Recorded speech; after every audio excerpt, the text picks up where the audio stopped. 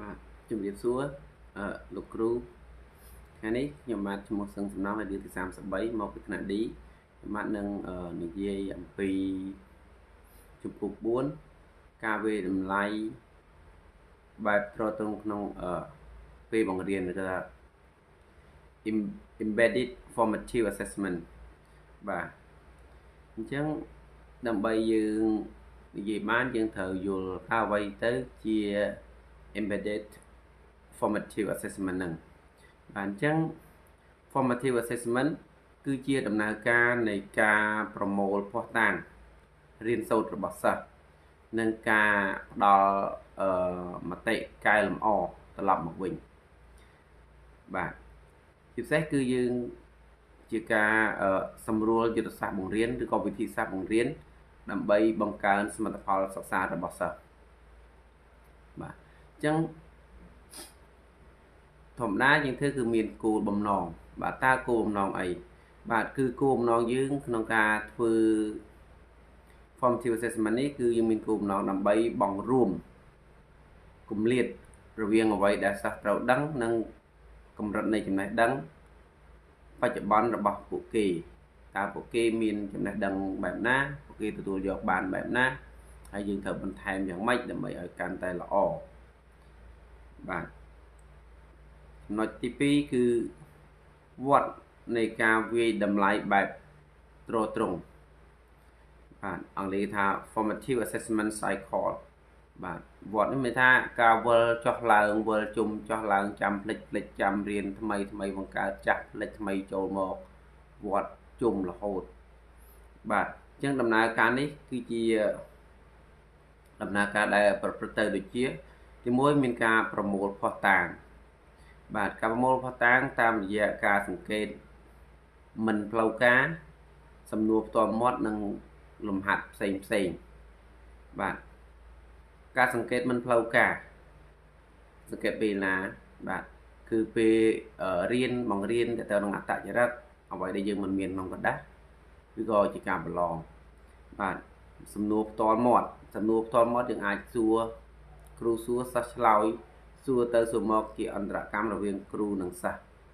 បាទឬក៏សិស្សនិងសិស្សពេលខ្លះយើងអាចមានដែរនឹងលំហាត់ផ្សេងទៅនឹង quiz ទៅនឹង test ទៅនឹងការប្រឡងប្រចាំខែបាទហើយចំណុចមួយទៀតគឺការវាយតម្លៃភស្តុតាងការវាយតម្លៃភស្តុតាងគឺស្មើលើការបកស្រាយនិងការពិនិត្យមើលភស្តុតាងតើវាលំអៀងតិចលំអៀងច្រើនឬក៏ស្អាតឬក៏ល្អដែលយើងអាចទទួលយកបានបាទទី3មតិកែលម្អដល់សិស្សគឺថាផ្ដល់ព័ត៌មានជាក់លាក់និងទាន់ពេលវេលាបាទការផ្ដល់ព័ត៌មានជាក់លាក់និងទាន់ពេលវេលានេះគាត់ថាយើងដើមឆ្នាំអញ្ចឹងពេលយើងចូលភ្លាមយើងត្រូវធ្វើតេស្តដើមឆ្នាំដើម្បីបែងចែកសិស្សខ្សោយសិស្សមធ្យមបាទសិស្សពូកែអញ្ចឹងទៅហេតុអីយ៉ាងយើងបាច់ធ្វើតេស្តដើមឆ្នាំបាទការធ្វើតេស្តដើមឆ្នាំនេះគឺងាយស្រួលឲ្យយើងក្នុងការដែលគ្រប់គ្រងសិស្សងាយស្រួលក្នុងការដែលយើងផ្ទេរចំណេះដឹងដល់សិស្សឲ្យត្រូវក្នុងទាន់ពេលឧទាហរណ៍ថាយើងដើមឆ្នាំស្រាប់តែសិស្សហ្នឹងយើងធ្វើតេស្តទៅធ្លាក់ច្រើនបាទធ្លាក់មួយចំនួននេះយើងត្រូវធ្វើម៉េចដើម្បីជួយគាត់បានយើងអាចបង្កើតទៅជាកម្មវិធីជួយស្របពេលបាទកម្មវិធីជួយស្របពេលនេះខ្ញុំបង្រៀនសិស្សចេះដាក់មួយផ្នែកសិស្សក្រុមសិស្សដែលរៀនយឺតហ្នឹងខ្ញុំដាក់មួយជួរទៅក្រុមសិស្សចេះគេរៀនអីរៀនតាមមេរៀនទៅក្រុមសិស្សខ្សោយយើងរៀនអត់គិតពីមេរៀនទេយើងជួយគាត់ធ្វើម៉េចគាត់ចេះអានចេះបូកលេខអីចឹងទៅហើយបើជួយយ៉ាងគ្រប់ជួយសិស្សខ្សោយមែនទែនយើងអាចបន្ថែមពេលម៉ោងចេញលេងបាទថែមពេលម៉ោងចេញលេងឬក៏មាន extra ខ្លះឲ្យគាត់ឬក៏តាក់ទងទៅណាព្យាបាលដើម្បីយើងបង្កើតម៉ោងបំពន់បន្ថែម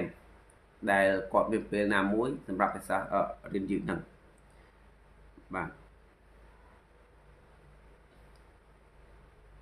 ហើយចំណុចទី4មួយទៀតគឺការកែសម្រួលការបង្រៀនបាទការកែសម្រួលការបង្រៀននេះគឺកំណត់ជំហានបន្ទាប់និងសកម្មភាពថ្មីសម្រាប់សិស្សបាទដោយយើងមិញហ្នឹងយើងថាដោះស្រាយបញ្ហាហ្នឹងសម្រាប់សិស្សចេះចាំបើដោះស្រាយឲ្យគាត់ទទួលបានលទ្ធផលយឺតគាត់ទទួលបានលទ្ធផលអត់គ្រប់ចិត្តតែយើងត្រូវបង្កើតវិធីសាស្ត្រយ៉ាងមួយទៀតដើម្បីតាមសិស្សហ្នឹង ជួយសិស្សនឹងឲ្យបានល្អចឹងមានថាយើងត្រូវរិះរកវិធីសាស្ត្រថ្មីជានិច្ចដើម្បីជួយពួកគាត់បាទរីឯចំណុចសំខាន់មួយទៀតចំណុចទី3ធំគឺការ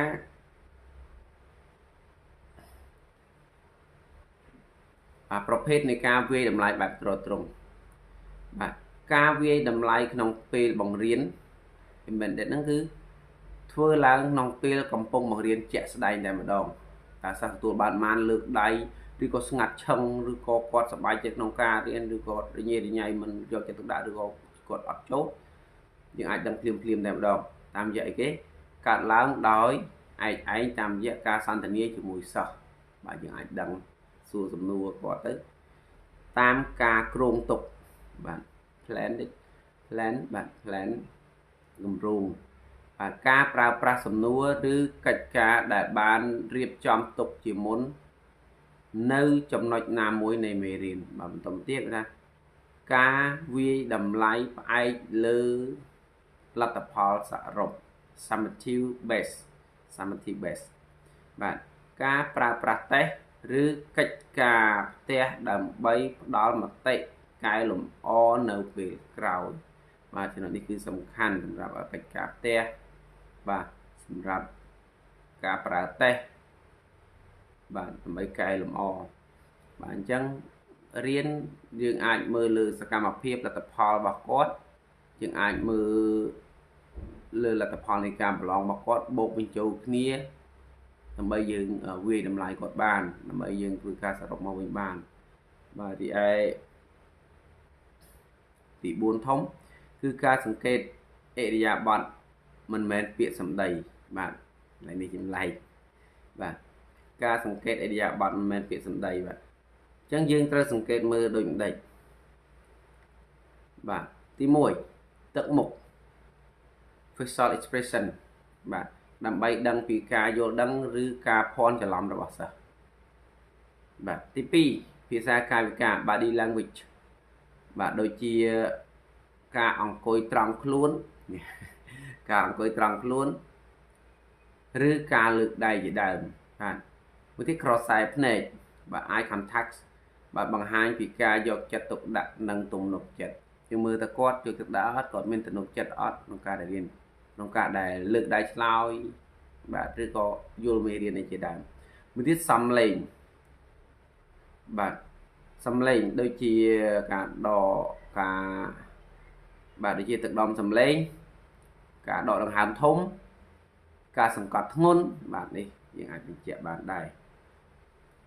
បាទចំណែកបន្តទៀតការប្រើប្រាស់សំណួរប្រកបដោយប្រសិទ្ធភាព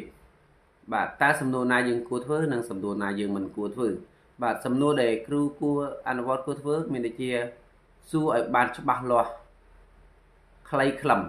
បាទសួរខ្លីខ្លឹមកុំអូសបន្លាយវែងពេកឲ្យសិស្សរកអត្ថន័យដែលយើងសួរក្នុងបែកអូហូស្ទឹងសិស្សក៏អត់យល់ទេយើងចង់សួរកន្លែងណាសួរចំណុចហ្នឹងខ្លីខ្លឹមឲ្យសិស្សគាត់ងាយនឹងយល់បាទមួយទៀតឲ្យសិស្សមានពេលគិតមុនឆ្លើយបាទអត់មានសួរភ្លាមឲ្យគិតភ្លាមច្អល់ពឹបអត់ទេគាត់ក៏ទទួលយកបានដែរអញ្ចឹងឲ្យគាត់សួរទៅយើងសួរទៅហើយឲ្យគាត់គិតមកសតិចទៅណាចាំយើងឲ្យគាត់ឆ្លើយបាទនឹងរៀបចំលំដាប់លំដោយសំណួរឲ្យបានត្រឹមត្រូវអត់មានសួរបច្រាស់ចុះបច្រាស់ឡើងសួរឲ្យគាត់ទៅតិចចាំអត់ទេអញ្ចឹងយើងសួរគាត់ធ្វើយ៉ាងម៉េចសួរពីដំបូងតាក់ទងពីស្រួលទៅពិបាកអញ្ចឹងទៅពីស្រួលទៅពិបាកតាក់ទងមេរៀនតិចម្ដងឲ្យគាត់មានអារម្មណ៍ថាគាត់ចេះគាត់ប្រកែកទៅគាត់ក្លាហានគាត់មានទំនុកចិត្តហើយបាទចំណុចទៀតឲ្យសិស្សក្នុងថ្នាក់ទាំងអស់មានចំណាយចូលរួមដែរអញ្ចឹងយើងថាយើងសួរយើងអាចគាត់ឲ្យគាត់ថាឥឡូវកូនណានេះអាចសួរវិញហើយកូនណាអាចឆ្លើយវិញបានអញ្ចឹងទៅបាទហើយចំណុចបន្ទាប់ចំណុចទី6មានថាមតិកែលម្អប្រកបដោយប្រសិទ្ធភាព effective feedback បាទ effective feedback ហ្នឹងគឺសំដៅទៅលើទី1ការផ្ដោតលើភស្តុតាងនៃការរៀនសូត្រនិងគោលដៅមេរៀនទី2ផ្ដល់មតិឲ្យបានទាន់ពេលវេលាសម្រាប់សិស្សប្រើប្រាស់ភ្លាមបាទបន្តទៀតមតិគួរមានលក្ខណៈពណ៌នាអំពីការងារមិនមែនពណ៌នាអំពីបុគ្គលសិស្សឡើយកន្លែងនេះសំខាន់ណាស់ជួនកាល សិស្សមួយថ្នាក់គាត់ទទួលបាន2 3នាក់ហើយយើងយកអល់ចំឈ្មោះគាត់ថាគាត់ធ្វើអត់បានគាត់មិនក៏ខ្សោយគាត់អីចឹងគាត់បាក់ទឹកចិត្តបាក់ទឹកចិត្តអញ្ចឹងយើងគួរតែនិយាយជារួមអត់សម្គាល់លើសង្កត់ធ្ងន់លើបុគ្គលណាម្នាក់ទេឬសិស្សណាម្នាក់ទេដើម្បីគាត់អ្នកមានគ្រូគាត់ប្រឹងប្រែងរៀនគាត់អូគួរអត់ចាប់អារម្មណ៍អញគាត់ប្រឹងគាត់អត់ខ្មាស់អៀនអញ្ចឹងណាបាទហើយមួយទៀតការសរសើរគួរធ្វើឡើងដោយស្មោះត្រង់ចំចំណុចនិងមិនគួរប្រើពាក្យលើសលប់ទេបាទចំណុចនេះគឺល្អមែនតើបាទអញ្ចឹងយើងសរសើរគុំសរសើរសូមចាំសរសើរមិនមែនបញ្ជូរទេសរសើរគាត់អ្វីធ្វើបានយើងមានរបៀបការទះដៃអបអសាទរយើងមានអីចឹងទៅមិនបញ្ជូរគាត់ធ្វើបានតិចចោះជួកើតខ្ញុំកាត់ធ្វើឲ្យគាត់មានអំណួតវិញបាទនេះចំណុចដែលខ្ញុំមានបានបកស្រាយមានតែប៉ុណ្ណឹងបាទជម្រាបលាគឺ